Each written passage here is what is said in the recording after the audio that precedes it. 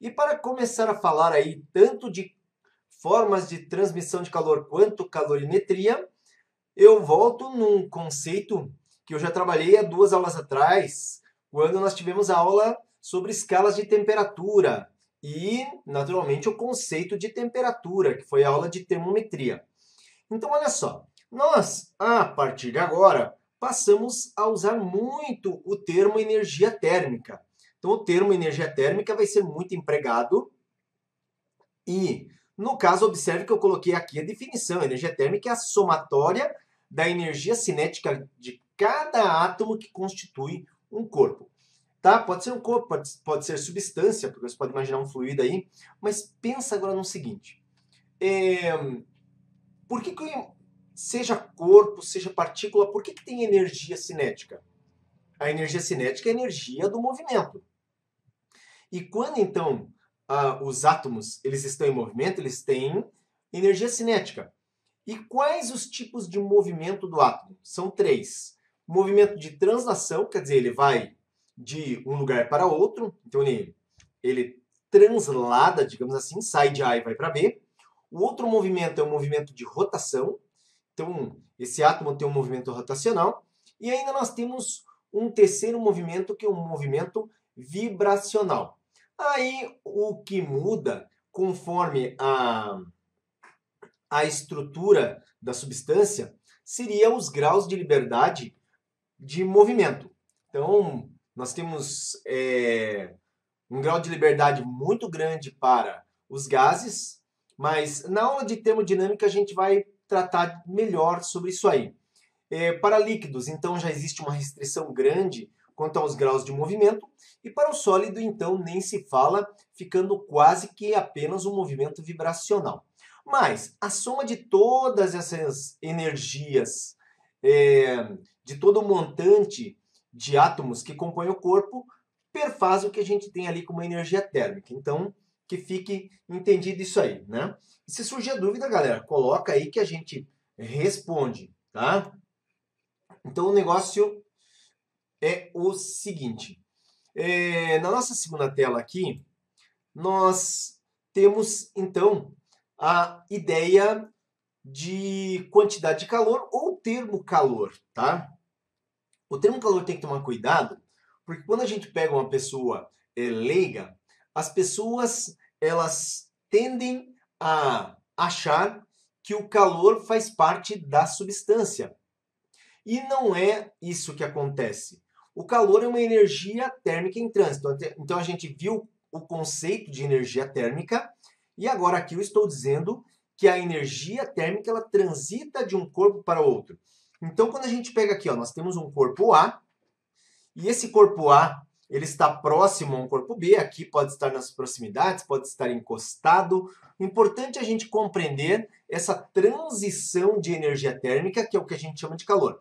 Mas para que essa transição ocorra, nós precisamos aqui de uma condição. A temperatura de A tem que ser maior do que a temperatura de B. Então aí nós temos estabelecido a partir dessa diferença de temperatura o sentido da transição da energia térmica. Então, veja, a energia térmica transitando de um corpo para outro, nós entendemos que é o calor. Nós temos um sentido obrigatório de transição, sempre do corpo de maior temperatura para o corpo de menor temperatura, certo? Então é isso que acontece. Então, por exemplo, imagine num dia de muito calor. Um dia de muito calor, a pessoa vai lá e toma água gelada, né? Ela toma água gelada para quê? Normalmente seria para resfriar, correto?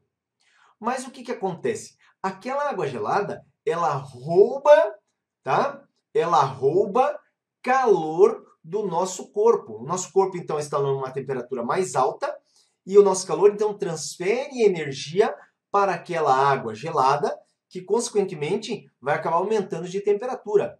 Mas, então, a ideia, né, de que a água ela vai, no caso, esfriar, né, o corpo, fisicamente a gente tem que pensar no trânsito ao contrário, como no caso o calor transitando do corpo para a água, tá? E digamos assim, o refrescamento vem por causa dessa transição do calor, então, da energia térmica do corpo para a água.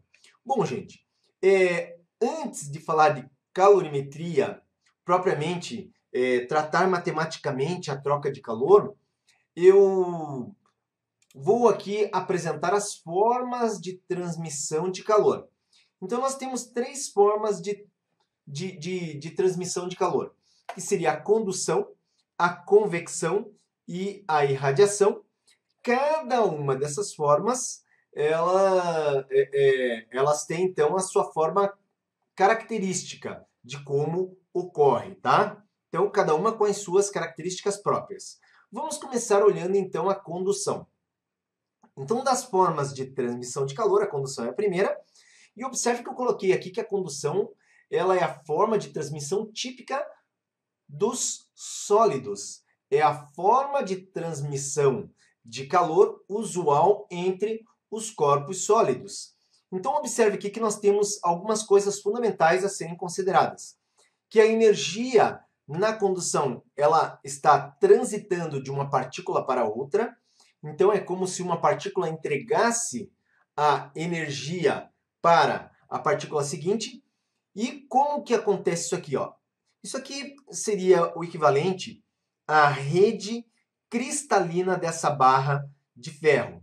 Então, observe que quando a barra é colocada no fogo, nós temos aqui, de uma extremidade para outra, as moléculas em maior grau de agitação e, consequentemente, estão a uma maior temperatura, que é natural por estar no fogo, e na extremidade oposta, nós temos a temperatura mais baixa, onde dá para ver aqui que as partículas estão com um grau de agitação menor. No entanto, se essa barra ela fica por um certo período no fogo, essa energia ela vai passando de partícula até atingir a extremidade oposta.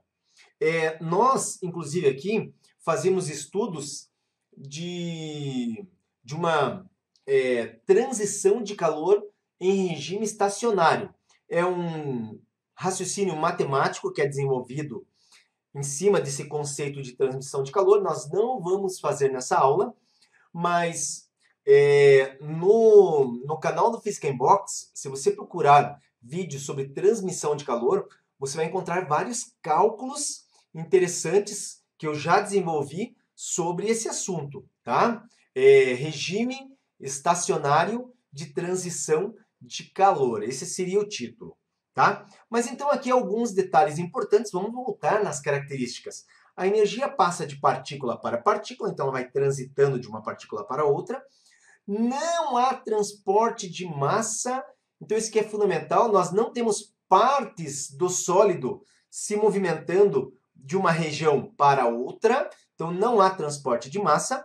E a condução ela sempre vai ocorrer num meio material de propagação. Então precisa ter esse meio material de propagação, principalmente meio sólido, tá?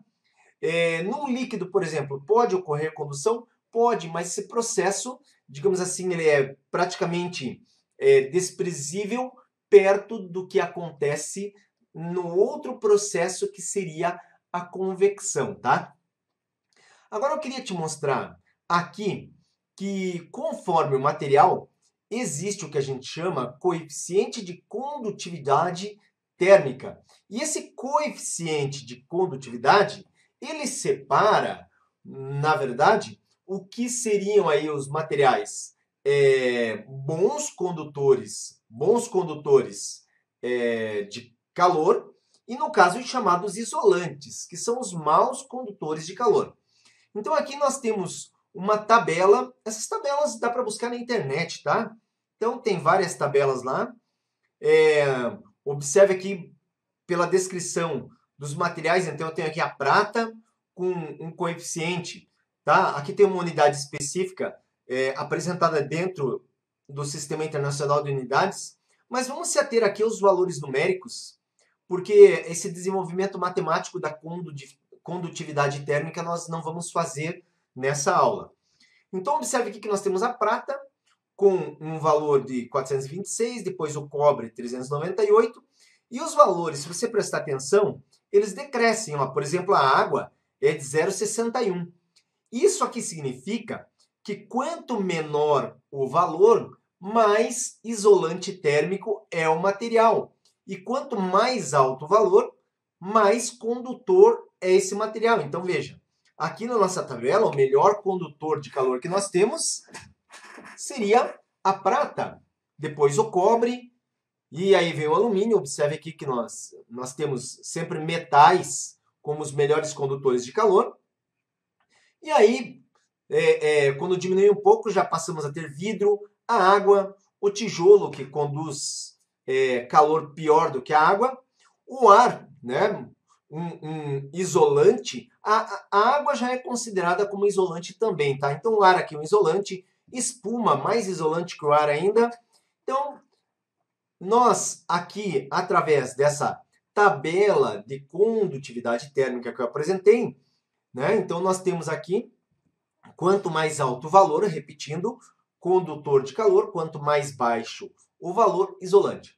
E aqui, eu coloquei, né, fazendo um merchandising aqui da Coca-Cola, né? Eles bem que podiam patrocinar o Fiskenbox aí para a gente poder, com recursos, produzir mais conteúdos ainda. Eu sou viciado em conteúdo de física e, né, se arrecadasse mais aí, a Coca-Cola patrocina, ia produzir mais conteúdos ainda. Então, olha só. Observa aqui, nós temos a latinha de alumínio e nós temos a garrafa, certo? Imagine a situação que ambos estão na mesma temperatura. Então, tanto a latinha quanto a garrafa, ambos estão na mesma temperatura. Quando a gente, então, vai pegar na geladeira, ambos estão na mesma temperatura, nós temos a impressão de que a latinha de alumínio está numa temperatura mais baixa do que a garrafa. Mas por que isso acontece na hora que a gente pega, coloca a mão? Porque o coeficiente de condutividade térmica da latinha é maior do que do vidro. Isso significa que a latinha, ela rouba calor de forma mais rápida, com mais velocidade, com mais eficiência do que o vidro. Então, isso explica essa condição, tá? Essa condição de mesmo estando na mesma temperatura, a gente pensar, ter essa sensação térmica de que a latinha está mais fria. Bom, deixa eu apresentar para vocês agora. Nossa, hoje a gente tem muito conteúdo para falar nessa live, galera. Então, olha só, nós temos aqui o outro processo, que é o processo de convecção. E convecção é a forma típica de transmissão de calor que ocorre nos fluidos. Lembrando que fluidos, nós já vimos definição aqui, foi numa outra live, eu acho que a primeira live que eu tratei de fluidos foi na live sobre hidrostática. Então, o fluido, ele corresponde tanto a gases quanto líquidos, tá? Então, gases e líquidos são fluidos. Então, vejam, a convecção é a forma típica que ocorre nos fluidos. E nós temos algumas características importantes que a energia passa devido ao transporte de massa. Veja, eu falei que nos sólidos não ocorria o transporte de massa, mas no caso em fluidos, o que acontece é a energia térmica, ou seja, o calor, haver a existência de calor, que é a transição de energia, por causa do transporte de massa. Então, observe que nós temos aqui uma segunda característica, que o transporte de massa ocorre pela variação de densidade das partes de um fluido. Então, quer dizer, quando um fluido ele é aquecido ou resfriado, imediatamente fica criada uma diferença de densidade entre suas partes, e isso, então, implica no fenômeno da convecção. Haverá uma movimentação de uma parte em relação à outra por causa da diferença de densidade. E nessa regra da densidade, ainda as camadas menos densas ficam acima as camadas mais densas. Então, veja só, mas por que isso acontece? Gente, isso acontece pelo seguinte, veja só. Nós temos aqui, deixa eu pegar minha caneta, nós temos aqui o conceito de densidade. Densidade é a massa dividida pelo volume. Mas como que a gente compreende essa equação, né, dentro desse conceito?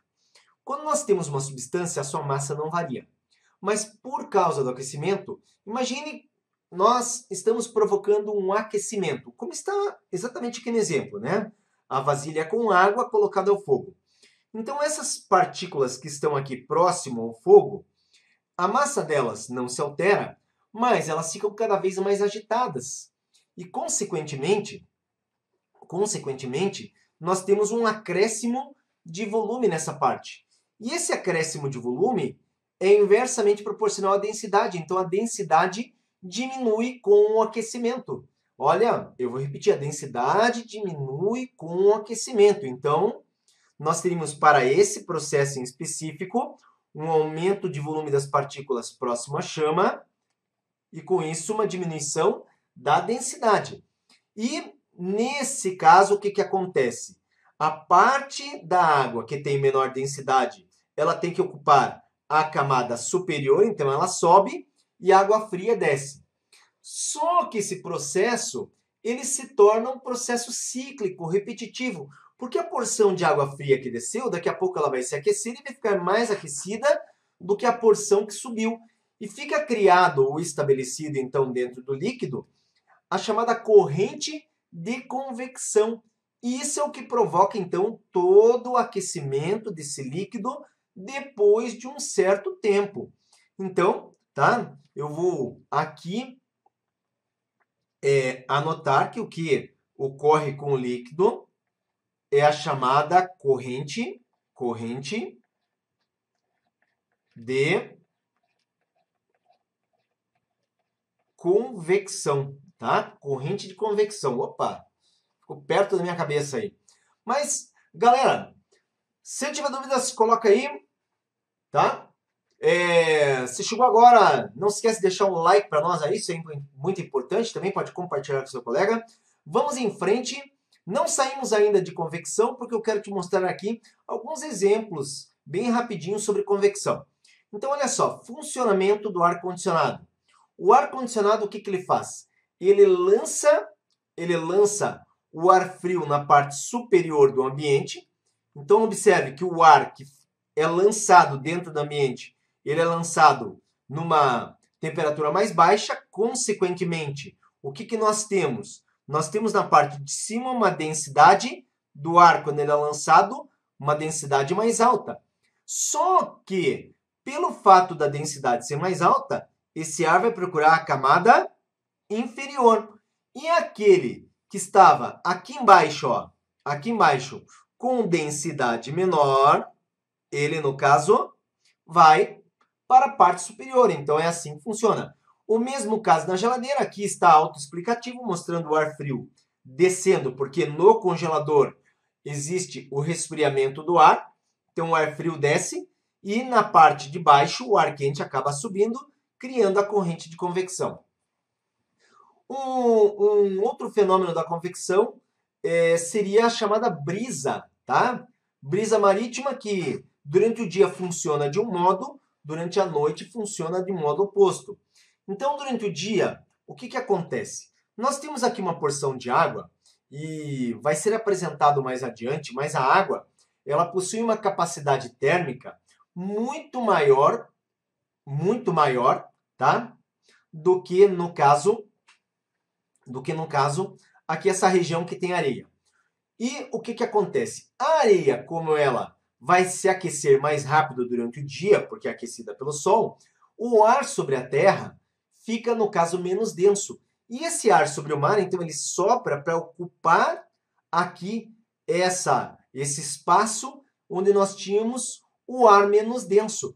Isso cria a chamada corrente de convecção, conhecida como brisa, do ar soprando do mar para a terra durante o dia. À noite, o que acontece? A água ela fica aquecida durante o dia e, como ela tem uma capacidade térmica alta, ela dissipa esse calor de forma lenta, diferentemente da areia, que se resfria muito rápido, tá?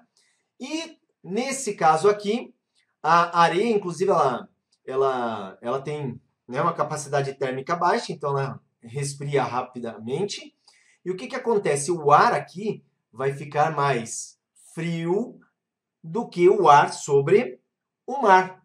E se está mais frio, está mais denso. Logo, ele vai ocupar esse espaço, empurrando o ar quente que está sobre o mar para cima. E cria-se, então, essa corrente, que seria chamada de a brisa nesse sentido, seria terra para o mar quando nós estamos à noite.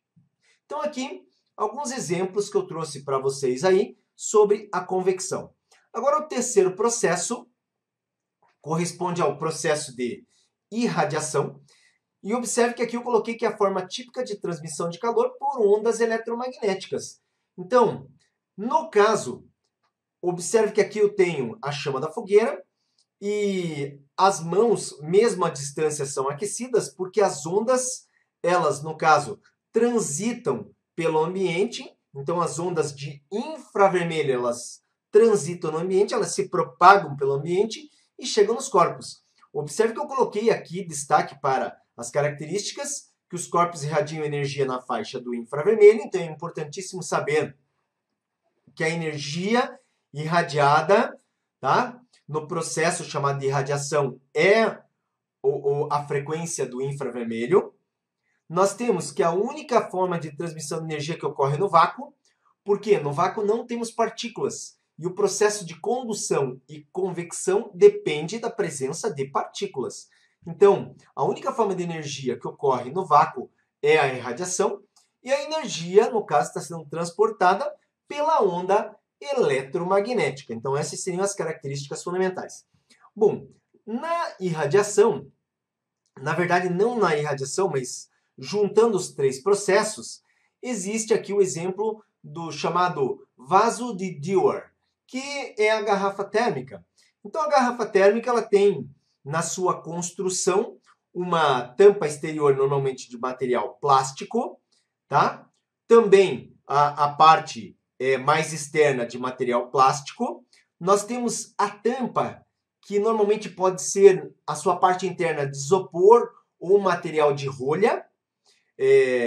Nós temos a parede dupla de vidro espelhado, então vidro, além de ser duplo, esse vidro é espelhado internamente, e nós temos o vácuo entre os dois vidros, entre as paredes que são duplas. E por que esses detalhes de construção? Porque observe que o vácuo entre as paredes evita a condução e a convecção, porque vácuo é ausência de partículas. Se não tem partículas entre as paredes, nós eliminamos condução e convecção. O vidro é espelhado, por quê? Porque o vidro sendo espelhado, ele reflete as ondas eletromagnéticas. Então, o vidro espelhado internamente, as ondas ficam batendo na parte interna do vidro. Veja, aqui seria a função do espelhamento, fazer com que as ondas eletromagnéticas fiquem confinadas no interior. Então, por exemplo, você colocou café quentinho. Colocou café quentinho, você não quer que essa energia do infravermelho ela se dissipe. Então, as ondas eletromagnéticas ficam batendo no vidro, refletindo no vidro e o calor é preservado.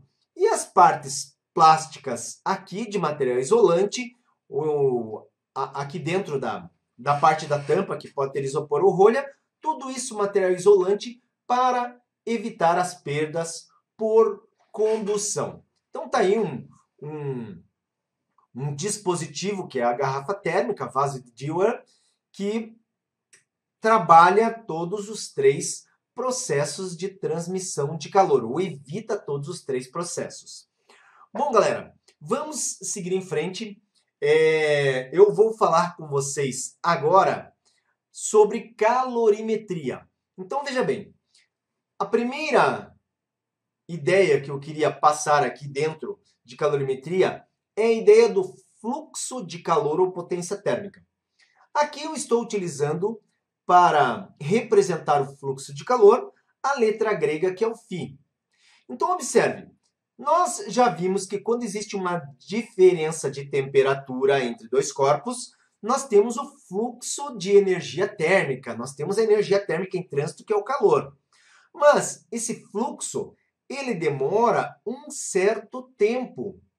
E nesse caso, quando a gente apura a quantidade de calor que foi transferida de um corpo para outro e o tempo que demorou essa transmissão de calor, então nós temos aqui a chamada potência térmica ou fluxo. Observe que o conceito diz que fluxo de calor é a razão entre a quantidade de calor trocado num sistema e o tempo associado à troca.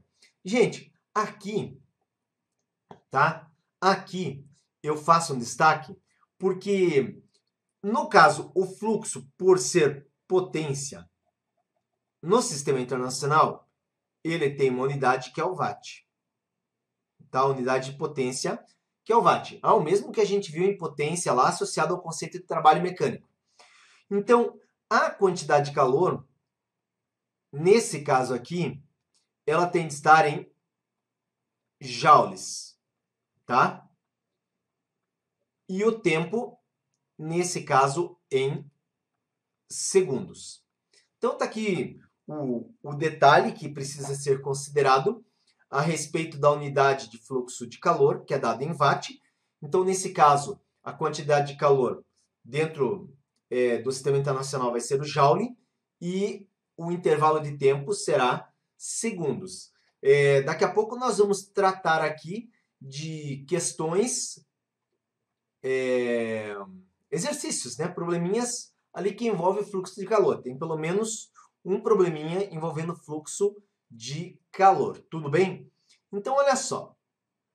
Na sequência agora, eu vou apresentar aqui alguns conceitos para vocês. Então, nós temos o conceito de capacidade térmica de um corpo. O que vem a ser a capacidade térmica de um corpo? Observa aqui que nós temos, então, o corpo recebendo uma certa quantidade de calor, tá? Então, aqui seria, por exemplo, seu corpo A. E o que essa quantidade de calor ela vai fazer? Ela vai provocar, gente, uma variação de temperatura. Então, nós temos aí uma variação de temperatura em função da quantidade de calor que o corpo recebeu. E nesse caso, observe que a capacidade térmica é simplesmente a razão entre o quanto de calor o corpo recebe pela variação de temperatura provocada. A quantidade de calor aqui, ó, aparece numa unidade diferente. Normalmente, capacidade térmica, ela tem como unidade calorias por grau Celsius. Então, aqui aparece a caloria cal e a variação de temperatura em graus Celsius. Bom, aqui, deixa eu registrar para vocês, tá? Que uma caloria, ela tem o valor aproximado de 4,186 joules, tá? Então, na experiência de James Watt, ficou estabelecido aqui essa equivalência, tá? Bom, cuidado para não fazer confusão, porque capacidade térmica, olha a razão, é quantidade de calor por variação de temperatura, enquanto aqui fluxo de calor é quantidade de calor por intervalo de tempo. Tempo, T minúsculo, temperatura, T maiúsculo. Então, nós sempre faremos essa distinção. Tempo, T minúsculo, temperatura, T maiúsculo. Toma cuidado com isso. Continuando então, olha só. Por que eu coloquei aqui um copo d'água e um balde, galera? Nós temos, imagine aí, a mesma substância, água, tá? Então, eu tenho água no copo e no balde aqui eu coloquei para você imaginar uma quantidade de água bem maior que no copo. Então, aqui eu até coloquei, ó, que a substância é a mesma, água, porém a capacidade térmica é diferente. Mas por que a capacidade térmica ela é diferente se nos dois recipientes nós temos exatamente a mesma substância? Então, nós temos capacidade térmica, tá? Como uma grandeza, aqui é muito importante, associada a uma quantidade da substância. Veja bem, capacidade térmica associada a uma quantidade da substância. E existe uma outra grandeza, que seria calor específico que é próprio da substância, certo? Então, observa aqui que eu coloquei, olha só, calor específico de uma substância. Então, pegando pela primeira substância, que é a água, que temos no copo, o seu calor específico é a razão da capacidade térmica, presente aqui, pela massa de água. Então, por isso que calor específico seria a capacidade térmica de 1 sobre massa de 1. E aqui nós temos a capacidade, o calor específico da substância 2, como sendo a capacidade térmica de 2 pela massa de 2. Porém, quando nós fazemos esse cálculo, o que acontece? Essa razão, nós obtemos exatamente o mesmo resultado, certo? O mesmo resultado. E isso acontece porque essa razão representa uma grandeza que é própria da substância, uma grandeza que é característica da substância, que é o que nós chamamos de calor específico. O calor específico é uma razão entre a capacidade térmica e a massa. E observe que a definição de calor específico é quantidade de calor que cada unidade de massa deve receber para que a temperatura da substância varie em uma unidade. Então, essa é a definição de calor específico, quantidade de calor que cada unidade, tá? Cada 1 grama, cada 1 quilograma, mais uma unidade da massa deve receber para que a temperatura sofra a variação em uma unidade, seja 1 grau Celsius, 1 Kelvin e assim por diante. Nós temos aqui, então, já que isso aí é próprio da substância, uma tabela de calor específico.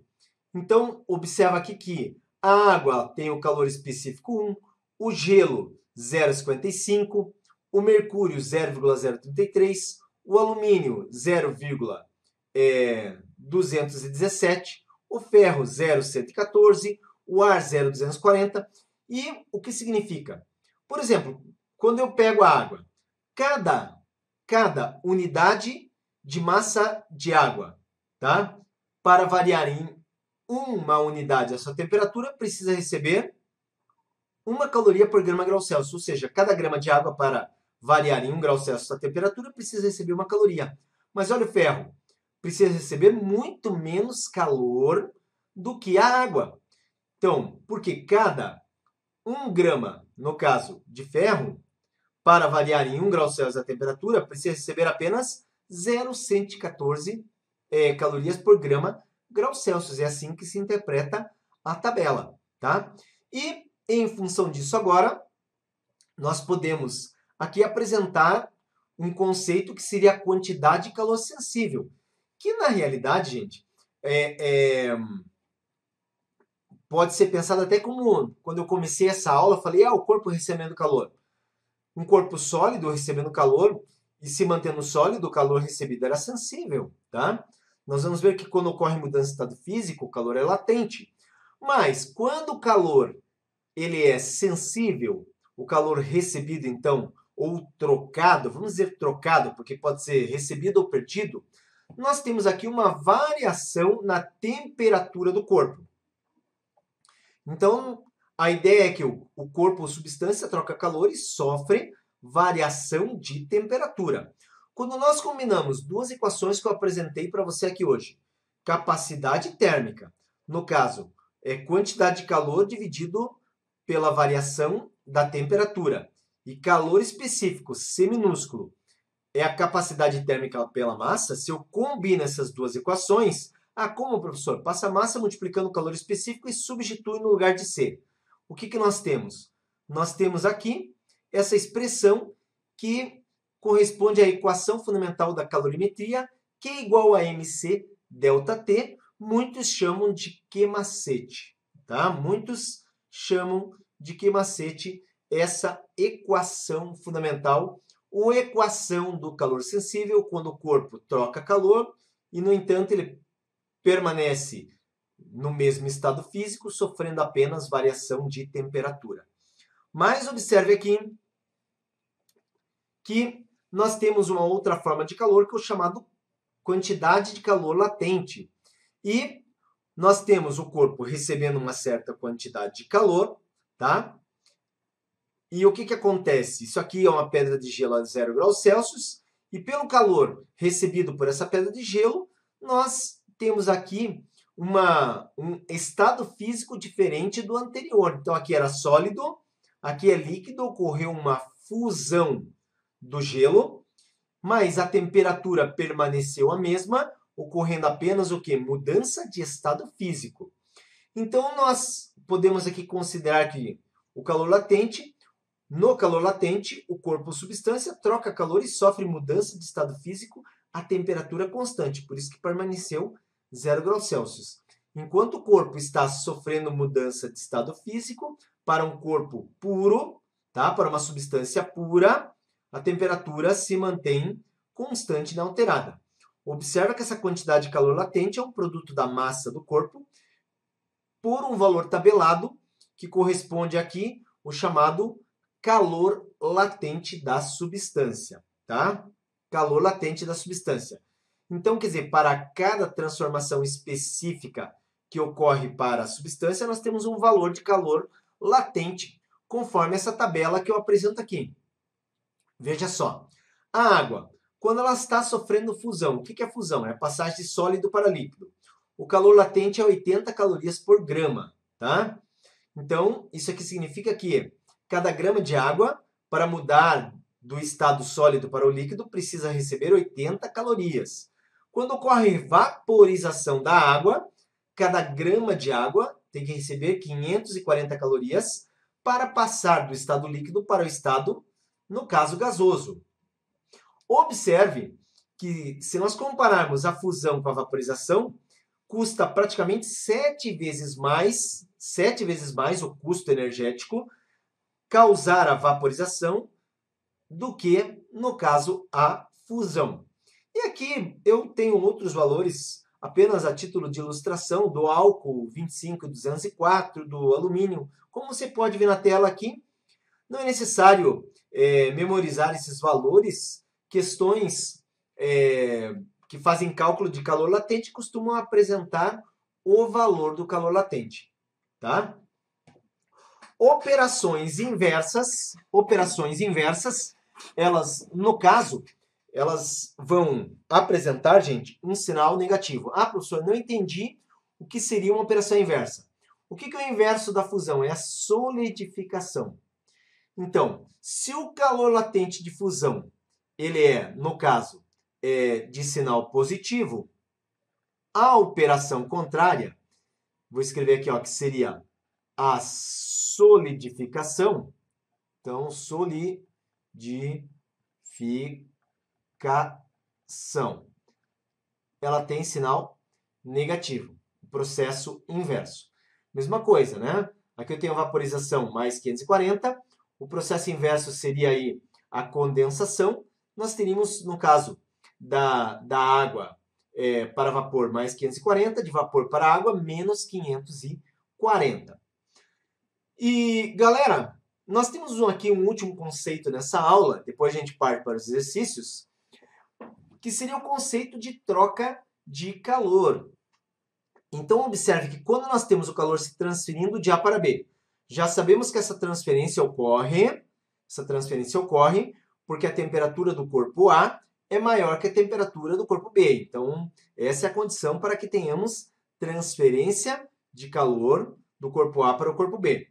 Então, observe aqui que o A, como o calor, nós temos energia térmica saindo de A e partindo para B, nós temos o termo calor cedido para, né? Calor cedido, o corpo A ele cedeu o calor e o B, calor recebido. Então, um cede, o outro recebe. Nós temos a lei da conservação da energia, que aqui é aplicado nesse caso, onde consideramos que num sistema fechado, a quantidade de calor cedida por um corpo é exatamente igual à quantidade de calor recebida pelo outro. Então, a energia ela não some do sistema. Tudo que um corpo perde de energia, o outro capta dessa energia. De forma que podemos escrever que o calor cedido é igual ao calor recebido. E é dessa forma, através dessa equação, que nós tratamos todos os problemas que envolvem troca de calor. Tudo bem? Então, olha só. Agora, galera, vamos para uma sessão de exercícios. Eu tenho aqui uma bateria, são 5 exercícios programados aí para a gente resolver, beleza? Primeira questão, PUC do Rio de Janeiro. Essa questão aqui envolve um cuidado de transformar unidades, tá? Então veja, para fazer seu chimarrão, uma pessoa esquenta 1 litro de água a temperatura inicial de 25 graus Celsius utilizando um aquecedor elétrico. A água alcança a temperatura ideal de 85 graus Celsius. Após 6 minutos, qual é a potência desse aquecedor em watt? Então aqui, só relembrando, o watt ele é igual ao joule sobre segundo. Então, quer dizer, eu preciso ter a energia em joule e preciso ter o tempo em segundos. Então, para calcular a energia recebida pela água, eu tenho aqui aquela equação fundamental do Ki-macete, tá? Mas quais são os dados apresentados aqui no nosso problema? Nós temos 1 litro, que é o volume.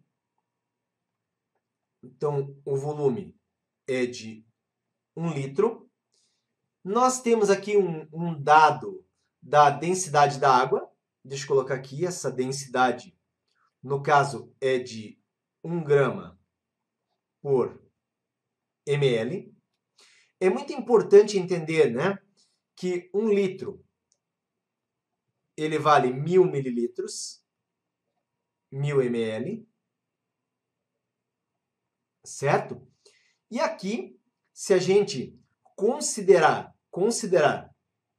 a equação da densidade, densidade igual a massa sobre volume, o que nós vamos ter?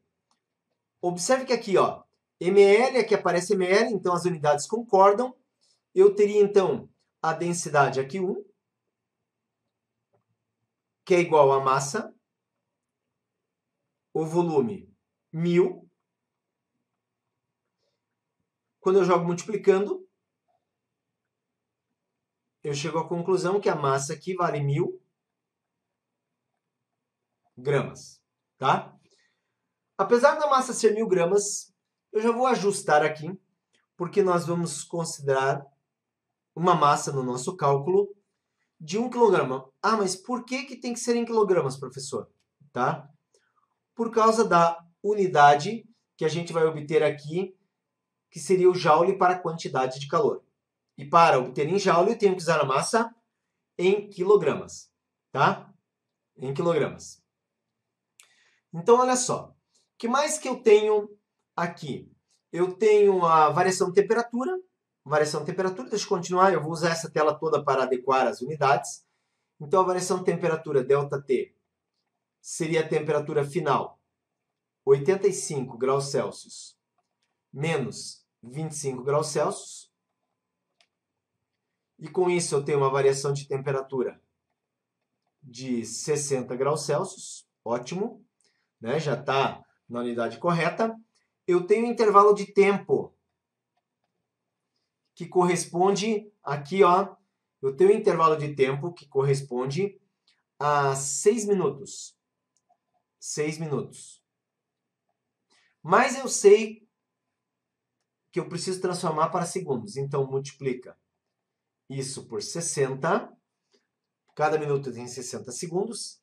Isso é igual a 360 segundos. Tudo bem? Então, olha só, gente. Das informações que eu tenho aqui, deixa eu passar aqui para uma nova tela. Opa! Para uma nova tela. E nós vamos lembrar aqui, olha só. Quantidade de calor é massa vezes calor específico vezes variação de temperatura. Então, quantidade de calor será. Aqui, eu transformei a massa em quilogramas, mas agora que eu vi um detalhe, veja só. Aqui nós temos o calor específico como 1 caloria por grama grau Celsius. Só que ele está dizendo que o equivalente, pelo menos que ele está dando, está como 4,2 joules, que é a unidade que a gente já quer aqui, por grama grau Celsius. Se aqui está joules por grama grau Celsius, então nós vamos utilizar aqui, ó, a massa de 1000 gramas. Se tivesse joules por quilograma grau Celsius, utilizaríamos a massa de 1 quilograma. Então, o calor específico, 4,2 joules por grama grau Celsius. Deixa eu anotar lá, tá? Então, como eu disse para vocês, vamos utilizar aqui a massa 1000, então. Aqui, 4,2. E a variação de temperatura, nós vimos aqui que corresponde a 60 graus. Então, multiplicado por 60. Isso aqui será igual. Gente, eu vou bater na calculadora, tá? Então, nós temos aqui, ó, 1000 multiplicado por 4,2 multiplicado por 60. Isso dá 252 mil. Então, são 252 mil, já na unidade correta, joules. Tá? Essa é a quantidade de calor, então. Mas, observe que o nosso cálculo, o que a gente pretende determinar é a potência, que eu já mostrei que é o mesmo que fluxo. Então, nesse caso aqui, nós temos que o fluxo corresponde à quantidade de calor dividido pelo tempo, T minúsculo. Então, esse fluxo será 252 mil sobre um tempo de 360, tá? Me acompanha aqui, agora só resta fazer essa divisão. Nesse caso, esse valor eu já tenho calculado aqui. O fluxo corresponde a 700 joules por segundos. E 700 joules por segundos é o que nós conhecemos como 700 watts. Nesse caso aqui, vamos dar as alternativas. Alternativa correta, letra C. Vamos à segunda questão aqui da live. Nessa questão, o que nós temos? No manual fornecido pelo fabricante de uma ducha elétrica de 220 volts, é apresentado um gráfico com variação da temperatura da água em função da vazão para 3 condições: morno, quente e superquente. Na condição superquente, a potência dissipada é de 6.500 watts.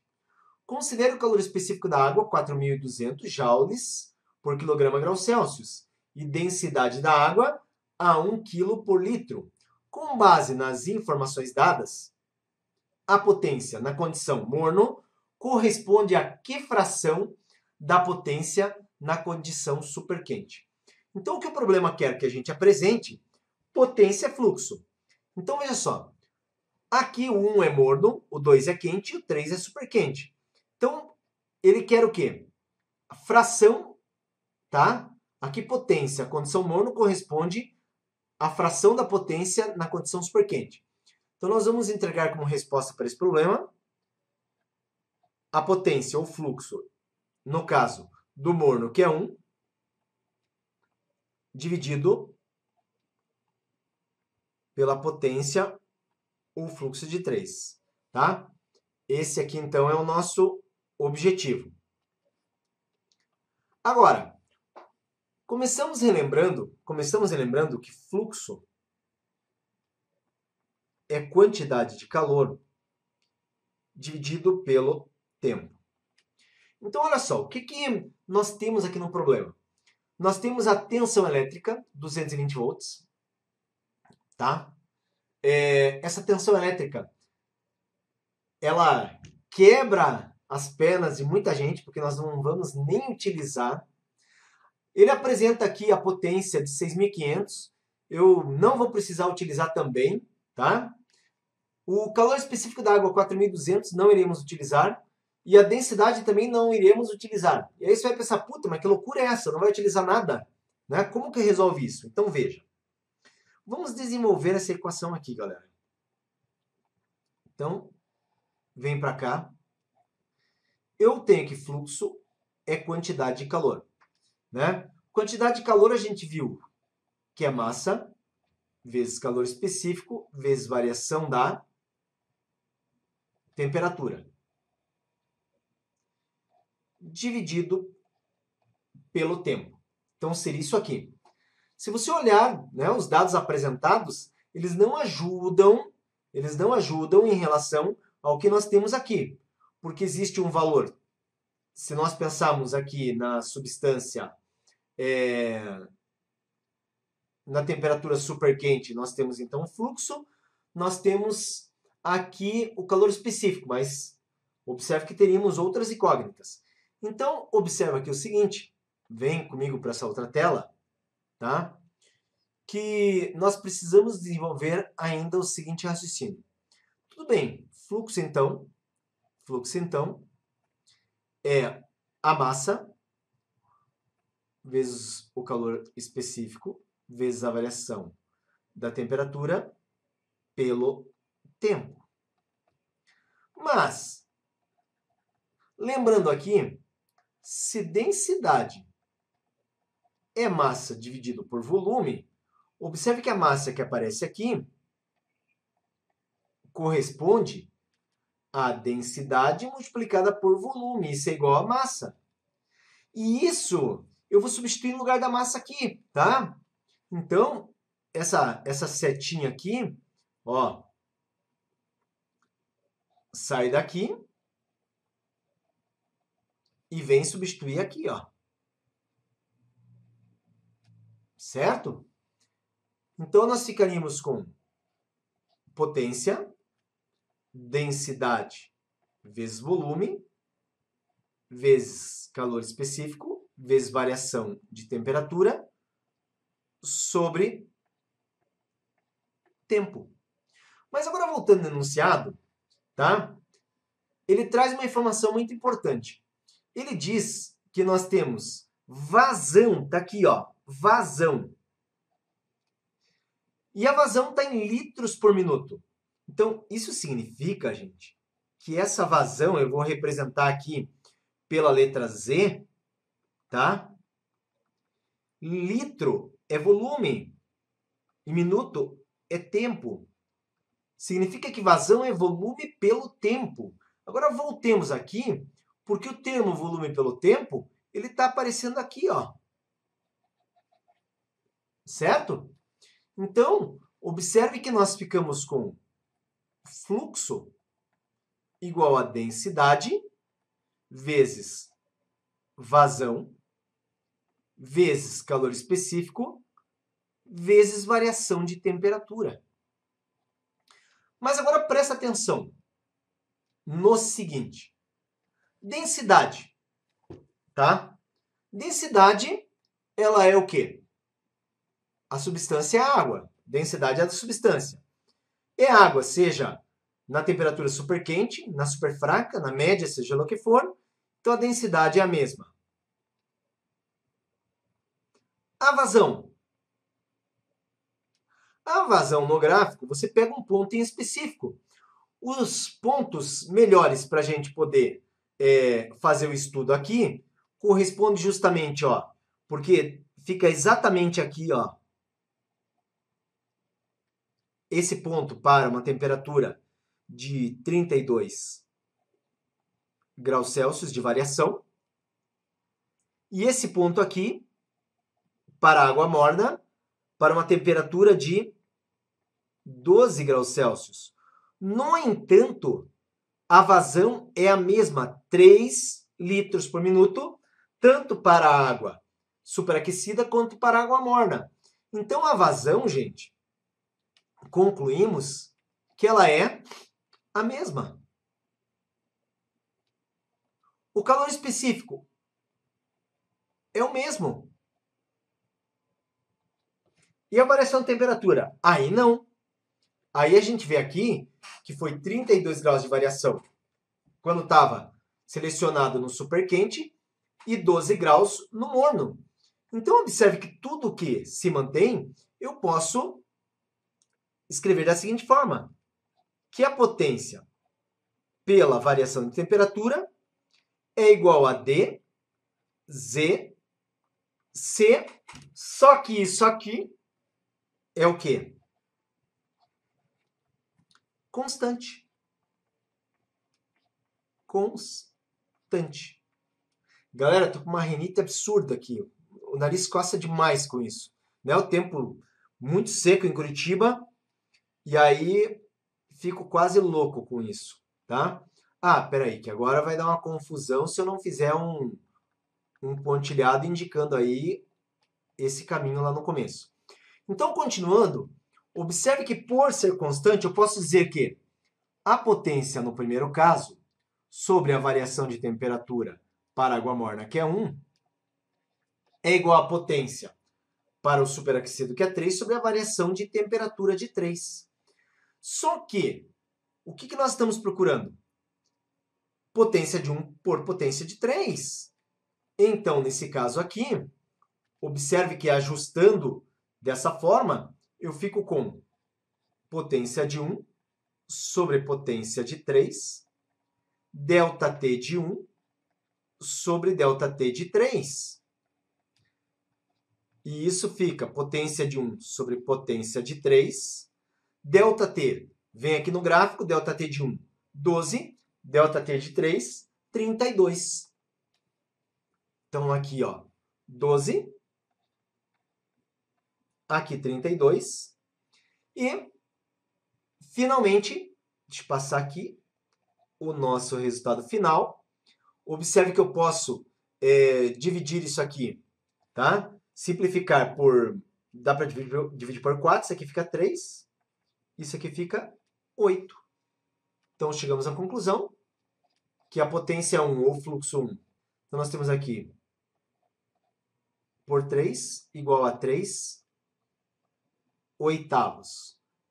A alternativa correta aqui, 3 oitavos na letra D, beleza? Essa próxima questão aqui, o que ela trata? No caso, um aquecimento que ocorre desde a temperatura de menos 10 até 50. O enunciado traz: se 200 gramas de gelo a temperatura inicial de menos 10 graus Celsius forem aquecidos, a quantidade de calor necessária em quilojoules para que todo o gelo derreta e se transforme em água a 50 graus Celsius será de... Tá? Essa setinha que eu tenho aqui é para lembrar que eu tenho um desenho preparado na outra folha. É que eu desenho muito mal. E daí meu desenho sai muito torto e eu tenho toque. Daí eu não aguento olhar para o desenho, por isso eu ponho a seta para lembrar que eu já fiz o desenho. Já deixei preparado, porque o desenho bem feito ajuda na compreensão de vocês. Senão eu faço um desenho muito tosco aí e vocês acabam não entendendo direito. Então, olha só, tá? Nesse caso aqui, gente, vamos olhar a situação. Eu tenho aqui, ó, o bloco de gelo a menos 10 graus Celsius. Aí esse bloco ele tem que receber calor sensível para que a temperatura suba até zero. De menos 10 sobe até zero. Aí, na sequência, o que acontece? Calor latente para que o gelo passe por um processo de fusão a temperatura constante. E uma última parcela de calor quando esse líquido se eleva até 50. Então, observe que nessa passagem, o calor sensível, o primeiro calor sensível, quando a pedra de gelo sobe de menos 10 até zero, nós chamamos aqui de Q1. O calor latente da mudança de fase, Q2. O calor sensível, quando o nosso líquido se eleva de 0 para 50, Q3. Observe que o calor total, então, que eu vou chamar de Q, corresponde à soma de Q1 mais Q2 mais Q3. E aqui eu quero lembrar o seguinte, tá? Nós precisamos aqui de alguns valores que não foram fornecidos. Então, eu vou anotar aqui. Ou melhor, nós vamos precisar de espaço. Eu nem vou começar a calcular aqui, vou abrir uma nova tela, tá? Então, na nova tela, vou lembrar de alguns valores aí. Você não precisa decorar de forma alguma esses valores. O calor específico, no caso do gelo, é de 0,5 calorias por grama graus Celsius. O calor específico da água é de 1 caloria por grama graus Celsius. O calor latente, no caso de fusão, é de 80 calorias por grama. E no caso, tá? Nós podemos aqui fazer o cálculo encontrando o resultado em calorias. Lembramos que cada caloria equivale a aproximadamente, aqui eu vou colocar o valor aproximado, tá? 4,2 joules. Eu já te adianto que essa questão aqui usa como fator de conversão nem 4,2, ela usa apenas 4, mas vamos considerar que esse valor mais próximo, 4,2, que aparece em muitos problemas, tá? Então, que é igual? O nosso primeiro calor, recordando, ó, sensível para o quê? Para o gelo, depois mudança de fase e sensível já no estado líquido. Bom, uma vez que a gente sabe isso aí, então aqui eu tenho a quantidade de calor, em massa de gelo, calor específico do gelo, variação de temperatura sofrida pelo gelo. Aqui seria a massa de gelo vezes calor latente, que vai mudar de estado físico, né? Então, calor latente, mais ainda a massa. Aqui seria a massa de água, só que é a mesma massa de gelo. O gelo se transformou em água. Calor específico de água, variação de temperatura, tá? Então, observa o seguinte. Quantidade de calor. A massa seria 200 gramas para um calor específico de 0,5. E o gelo subiu de menos 10 para 0. Afinal, é temperatura 0 menos 10 que tinha no início. Tá? Mais 200 gramas de gelo vezes 80 do calor latente.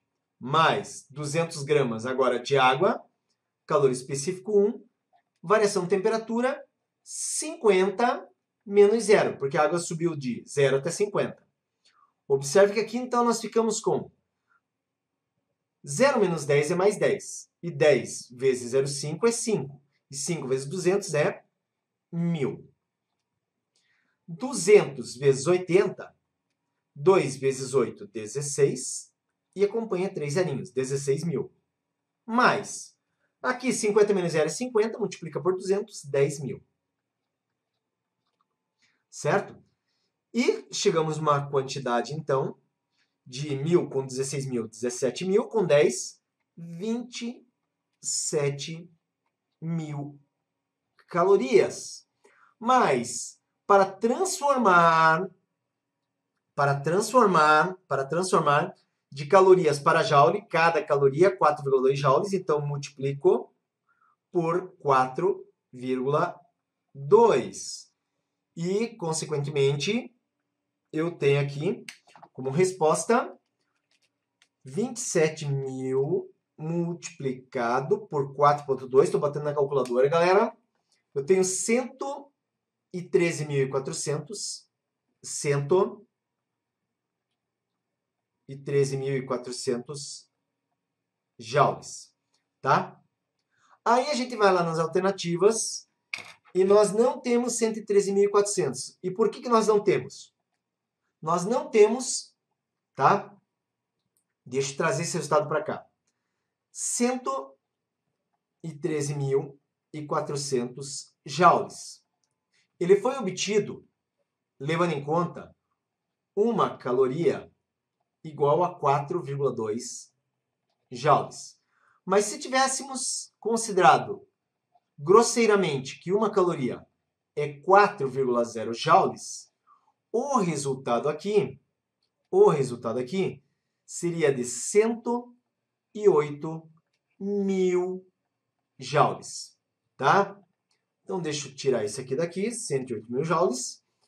Observe, então, que a quantidade de calor corresponde a 108.000 joules, que é o mesmo que 108, aqui, ó, 1.000 quilojoules. Então, essa seria a resposta correta, tá? Essa é a resposta correta. Ou 113,4, se considerar 4,2. Mas a alternativa correta, então, é a letra E. Tranquilo, galera? Nessa última questão, então, nós temos aqui que o gráfico a seguir representa tanto a variação de temperatura sofrida por uma certa quantidade de água, quanto a variação de temperatura sofrida por uma certa quantidade de gelo, ao serem misturados dentro de um calorímetro ideal até atingirem o equilíbrio térmico. Sabendo que o calor específico da água é 1 caloria por grama grau Celsius, que o calor específico do gelo é 0,5 calorias por grama grau Celsius, e que o calor latente de fusão do gelo é 80 calorias por grama, é correto afirmar que a massa de gelo remanescente foi de... Então, atenção. Aqui, nós precisamos descobrir quanto que sobrou de gelo. Então, nós queremos... vou anotar aqui. Quanto que sobrou de gelo. Observe que esse gráfico aqui representa a água, tá? Então, a substância no estado líquido. A água que a gente misturou com o gelo. E a água, ela diminui sua temperatura desde 80 graus Celsius até zero. Perdendo quanto? Perdendo tudo isso aqui, 8.000 calorias. Então, a água perde no total 8.000 calorias. Quem que recebeu as 8.000 calorias? O gelo. O gelo, quando ele recebe 8.000 calorias, acontece o seguinte com ele. Olha só. Ele passa aqui por um calor sensível nesse trecho, que vai até 4.000, e no outro trecho latente, certo? Então, observe aqui, sensível e depois latente.